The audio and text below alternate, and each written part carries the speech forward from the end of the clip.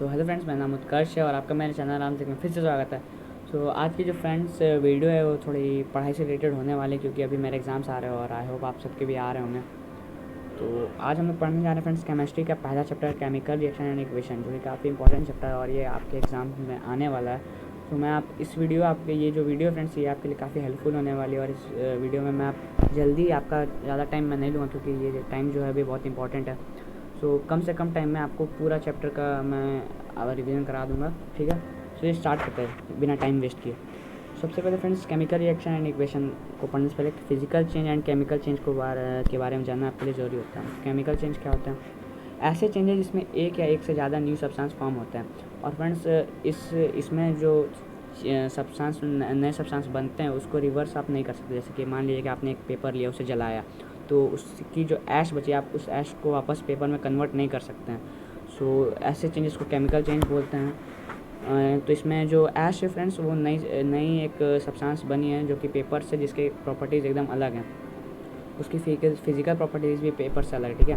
Physical change क्या होता है फ्रेंड्स? तो ऐसे चेंज जिसको हम लोग रिवर्स कर सकते हैं और जिसमें कलर और स्टेट में चेंज होता है, लेकिन कोई भी नया सब्सटेंस फॉर्म नहीं होता। जैसे कि मान लीजिए कि आपने एक पेड़ देखा, उसे काटा, तो आपने उसकी बस हाइट छोटी, क्योंकि आपने उसके काट के लॉग्स में कन्वर्ट कर दिया, तो आप उससे तो कोई नया सब्सटेंस बना नहीं, उसके केमिकल प्रॉपर्टीज़ में कुछ अंतर आया नहीं। सो ऐसे चेंजेस को फिजिकल चेंज बोलते हैं। जैसे कि देखिए, water changes into steam on boiling but no new substance is form. देखिए, अगर आप वाटर को बॉईल करेंगे तो वो स्टीम बन के उड़ जाएगा, लेकिन वो है तो वाटर ही ना। आपने वाटर को फ्रीज़ करके आइस में कन्वर्ट कर दिया, लेकिन आप वापस आइस को बाहर निकाल के छोड़ देंगे तो वापस वाटर में कन्वर्ट हो जाएगा। तो ये रिवर्सिबल चेंज होता है फ्रेंड्स, ठीक है। आगे चलता है observation that helps to determine a chemical reaction. तो आप कैसे पता करेंगे कि केमिकल रिएक्शन हुई है या नहीं हुई, ठीक है। तो chemical reaction can be determined with the help of any of the following observation. तो केमिकल रिएक्शन को हम लोग कैसे डिटरमाइन कर सकते हैं? Evolution of gas, change in temperature, formation of precipitate. ये हो भी सकती है फ्रेंड्स और नहीं भी, ठीक है। Change in colour, change of state. तो एक केमिकल रिएक्शन में ये सारी चीज़ें फ्रेंड्स होती हैं, ठीक है। गैस का इवोल्यूशन होता है, टेम्परेचर में चेंज आता है, प्रेसिपिटेट फॉर्म हो भी सकते हैं और नहीं भी, ठीक है। कलर चेंज हो सकता है, स्टेट चेंज हो सकता है, ठीक है। चलिए, तो अब हम लोग देखते हैं केमिकल रिएक्शन होता क्या है। Chemical reactions are the chemical changes in which reactant transform into products by making और breaking off bonds between different item. तो chemical reaction friends basically chemical change ही होते हैं जिसमें जो रिएक्टेंट होते हैं, मतलब पार्ट लेते हैं, ट्रांसफॉर्म होते हैं किसमें? इनटू प्रोडक्ट्स बाय मेकिंग और ब्रेकिंग बॉन्ड्स। बॉन्ड बनाते हैं या बॉन्ड तोड़ के प्रोडक्ट बनते हैं, ठीक है ना, बिटवीन एटम्स, ठीक है। तो टाइप्स ऑफ केमिकल रिएक्शन, अब हम लोग जानते हैं कि कितने तरह के केमिकल रिएक्शन होते हैं, types of chemical reaction. Taking into consideration different factors on chemical reaction and are grouped into multiple categories. Combination reaction, decomposition reaction, single displacement, double displacement, redox, exothermic, endothermic, precipitation, neutralisation. तो इतने यहाँ पर reaction दिए गए हैं friends, इतने type के reaction होते हैं केमिकल। तो एक वन बाय वन मैं आपको सारे के बारे में एक्सप्लेन करता हूँ। लेकिन इन सबको भी जानने से पहले आता है equation, chemical reaction and equation part 1। तो वर्ड इक्वेशन किसको कहते हैं फ्रेंड्स? वर्ड इक्वेशन नाम से पता चल रहा है कि इसमें वर्ड्स हैं, ऐसे इक्वेशन, ठीक है। ऐसे इक्वेशन फ्रेंड जो कि केमिकल रिएक्शन को एक्सप्रेस करते हैं। हम लोग केमिकल फार्मूला का इसमें यूज़ नहीं करते, सिर्फ वर्ड्स का यूज़ करते हैं। जैसे आपको बताना कि सोडियम और क्लोरीन कैसे रिएक्ट करें एक दूसरे के साथ, तो आप सिंपली लिखिए sodium plus chlorine equal to sodium chloride. इसमें आपको फार्मूला की जरूरत नहीं पड़ी है, तो ऐसे इक्वेशंस को वर्ड इक्वेशन बोलते हैं। The above equation mean sodium react with chlorine to form sodium chloride. ये तो मैंने आपको बताया, ठीक है। Symbol of elements and their valencies. जा सकता है कि सिंबल की डिफिनेशन दीजिए, सिंबल होता क्या। तो ये केमिकल कोड होता है फ्रेंड्स, कोई भी एलिमेंट के लिए आप किसी भी एलिमेंट को सिंबल से रिप्रेजेंट कर सकते हैं। आयरन को हम लोग Fe से डिनोट करते हैं, एल्यूमिनियम को Al से रिप्रेजेंट करते हैं फ्रेंड्स, ये सब। ईच एलिमेंट हैज़ 1 और 2 लेटर्स एटॉमिक सिंबल। तो किसी भी एलिमेंट के 1 और 2 एटॉमिक सिंबल होते हैं, जैसे कि मैंने आपको दिखाया Fe और Al, ये दोनों के दो थे। Which is the abbreviation form of its name. तो ये एब्रीविएटेड फॉर्म होते हैं नेम्स के लिए। वैलेंसी, तो ये आपने क्लास 9 में ही पढ़ दिया होगा, तो यहाँ पर मैं लेकिन तभी भी रिकैप करा दे रहा हूँ। Valency is the combining capacity of an element. Combine करने के लिए कैपेसिटी, ठीक है। इसी से ये केमिकल रिएक्शन में इसका भी बहुत इंपॉर्टेंट रोल होता है फ्रेंड्स, तो इसके बारे में भी इसलिए आप जान लीजिए। आप अब केमिकल इक्वेशन को लिख कैसे सकते हैं? राइटिंग केमिकल इक्वेशन, ठीक है। Representation of chemical reaction in term of symbols and chemical formula of reactants and product is known as chemical equation. तो आपसे इसकी डेफिनेशन पूछी जा सकती है, तो आप इसको लिख लीजिए। कॉमन है। तो केमिकल रिएक्शन को हम लोग सिंबल और फार्मूले के टर्म में लिखते हैं, इसी को केमिकल इक्वेशन बोलते हैं, ठीक है। जैसे कि ये एक एग्जांपल है केमिकल इक्वेशन का, जहाँ पर जिंक और डाइल्यूट सल्फ्यूरिक एसिड रिएक्ट कर रहा है, जिससे जिंक सल्फेट और हाइड्रोजन गैस प्रोड्यूस हो रही है। ये इसके प्रोडक्ट्स है और ये रिएक्टेंट्स है। रिएक्टेंट्स मैंने बताया कि ऐसे आइटम जो कि पार्ट ले रहे हैं किसी केमिकल रिएक्शन में, प्रोडक्ट जो कि बनते हैं, ठीक है। और ये जैसे कि आप देख रहे हैं कि यहाँ पर एस लिखल है, यहाँ ए क्यू लिखल है, यहाँ पर भी ए क्यू लिखल है और यहाँ ऊपर का एरो दिया गया आपका, ठीक है। इसका मतलब मैं आपको समझाता हूँ। हाँ, तो फॉर सॉलिड सिंबल एस, अगर आपका कोई रिएक्टेंट या प्रोडक्ट सॉलिड है तो आप उसके लिए एच से डिनोट कर सकते हैं, ब्रैकेट में एच दे दीजिए।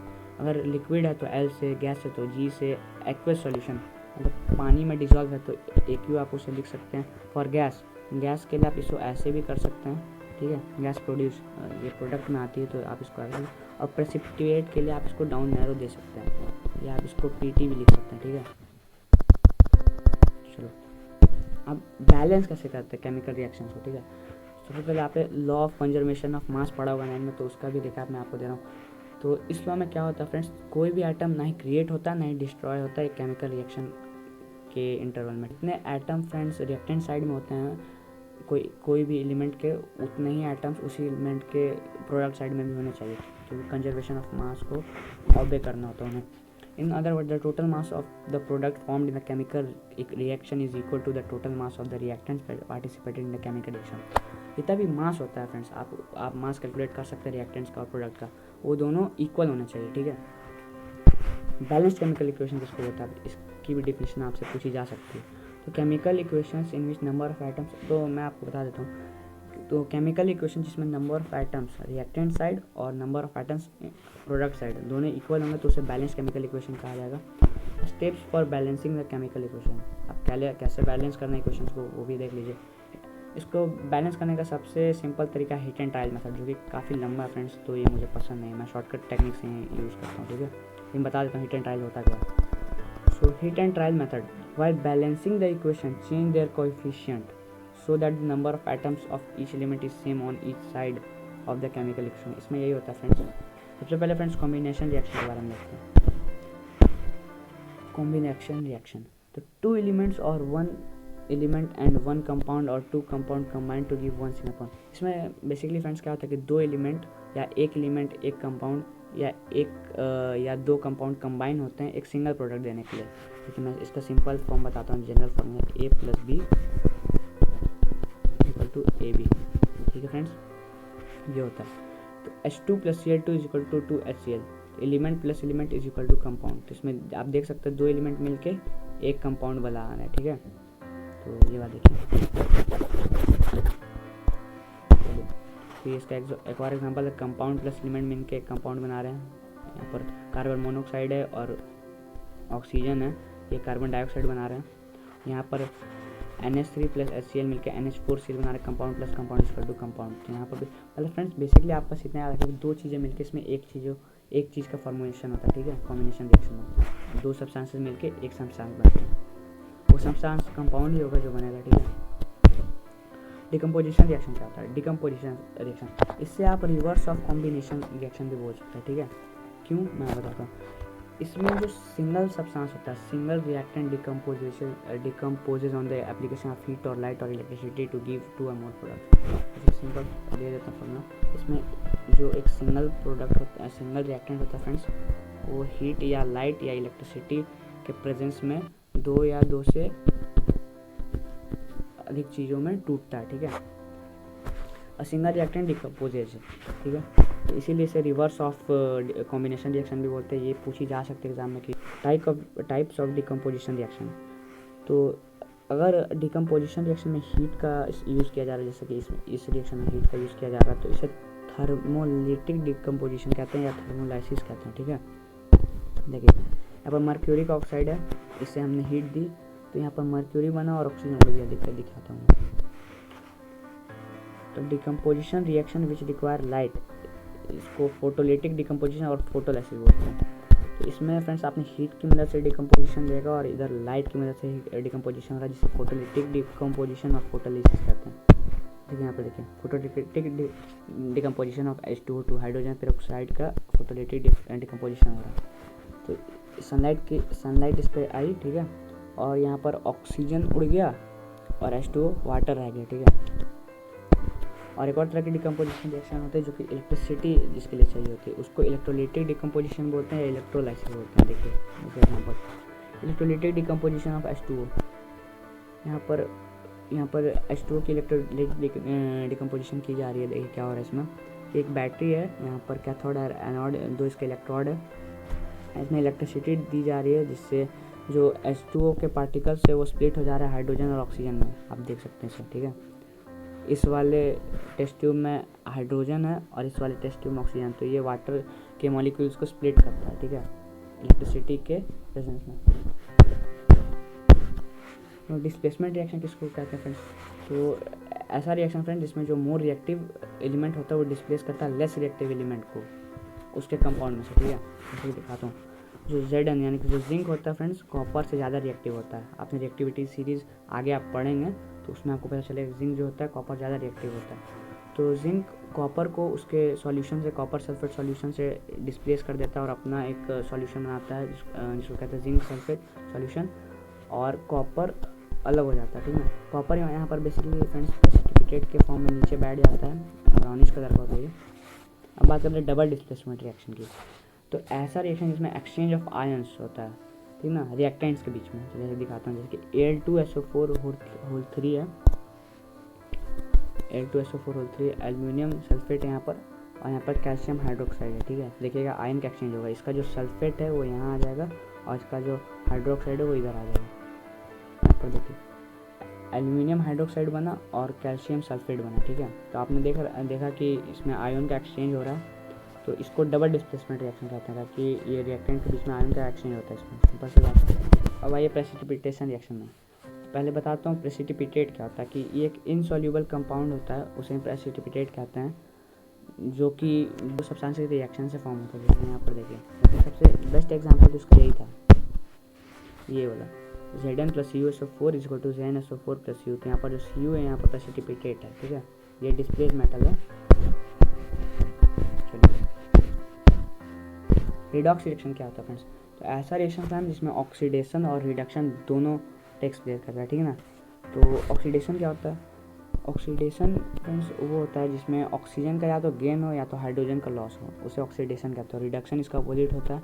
रिडक्शन में क्या होता है कि इसमें ऑक्सीजन का लॉस होता है और हाइड्रोजन का गेन होता है, ठीक है। और एक और चीज़ आती है फ्रेंड्स में ऑक्सीडाइजिंग एजेंट और रिड्यूसिंग एजेंट। तो ऑक्सीडाइजिंग एजेंट नाम से ही सिंपल है, ऐसे सब्सटेंसेस जो दूसरे को ऑक्सीडाइज कर दे और खुद रिड्यूस हो जाए उन्हें ऑक्सीडाइजिंग एजेंट कहते हैं, ठीक है। और रिड्यूसिंग एजेंट किसे कहेंगे? ये भी इसका अपोजिट हो जाता है। ऐसे सब्सटेंस जो खुद ऑक्सीडाइज हो जाए और दूसरे को रिड्यूस कर दे वो रिड्यूसिंग एजेंट होता है, ठीक है। तो मैंने आपको बताया कि ऐसा रिएक्शन जिसमें ऑक्सीडेशन रिडक्शन दोनों अकर करते हैं उसे रिडॉक्स रिएक्शन कहते हैं। ये भी काफ़ी इंपॉर्टेंट रिएक्शन है फ्रेंड्स, ठीक है। तो देखिए Fe + CuSO4 = FeSO4 + Cu। और यहाँ पर क्या हो रहा है कि यहाँ पर जो आयरन का ऑक्सीडेशन हो रहा है, क्योंकि यहाँ पर देखिए यहाँ पर कोई भी ऑक्सीजन नहीं है आयरन के साथ, और यहाँ पर ऑक्सीजन आ जाता है। देखिए तो एडिशन हुआ तो यहाँ पर आयरन का ऑक्सीडेशन होता है, ठीक है। लेकिन यहाँ देखिए फ्रेंड्स, जो CuSO4 है यहाँ पर तो उसके पास ऑक्सीजन है, लेकिन इधर उसके पास ऑक्सीजन नहीं है, तो इसका रिडक्शन होता है। तो यहाँ पर देख सकते हैं फ्रेंड्स, ये एक ऐसा केमिकल रिएक्शन जिसमें ऑक्सीडेशन रिडक्शन दोनों हो रहा है, तो इसीलिए रिडॉक्स रिएक्शन में आता है, ठीक है। और यहाँ पर भी देख सकते हैं फ्रेंड्स, यहाँ पर जिंक ऑक्साइड है और कार्बन है। तो यहाँ पर ऑक्सीजन जिंक के पास थी जो कि वहाँ प्रोडक्ट साइड में ख़त्म हो जाती है, और यहाँ पर कार्बन सोलो था, इसके पास कोई ऑक्सीजन का आइटम नहीं था, लेकिन यहाँ पर ऐड हो जाता है, तो ये भी रिडॉक्स रिएक्शन के अंदर आता है। तो यहाँ पर पूछा जाता है फ्रेंड्स कि इसमें ऑक्सीडाइजिंग एजेंट कौन है और रिड्यूसिंग एजेंट कौन है। तो आप देख सकते हैं ये जो ZnO है, जिंक ऑक्साइड है, इसके पास ऑक्सीजन थी तो यहाँ इसके पास ऑक्सीजन थी फ्रेंड्स, जिसको इसने कार्बन को दे दिया, तो ये तो खुद रिड्यूस हो गया लेकिन कार्बन को ऑक्सीडाइज कर दिया। तो इसीलिए जो ZnO है हमारा वो ऑक्सीडाइजिंग एजेंट है, और यहाँ पर कार्बन ऑक्सीडाइज हो रहा है दूसरे को रिड्यूस कर रहा है, तो ये रिड्यूसिंग एजेंट हो गया। दोनों अपोजिट है, ठीक है। एंडोथर्मिक और एक्सोथर्मिक रिएक्शन क्या होता है? आपने इसके बारे में पहले भी पढ़ा होगा। तो एक्सोथर्मिक रिएक्शन वो रिएक्शन होती है फ्रेंड जिसमें हीट या एनर्जी रिलीज होती है, ठीक है। जितने भी कॉम्बिनेशन रिएक्शन होते हैं फ्रेंड्स वो एक्सोथर्मिक होते हैं मोस्टली, ठीक है। मैं सारे की बात नहीं कर रहा, मोस्टली।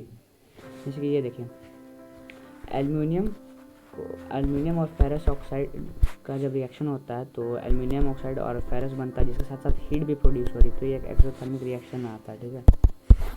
तो CH4 methane plus oxygen is equal to carbon dioxide plus water, और इसमें भी हीट रिलीज हो रही है, ठीक है।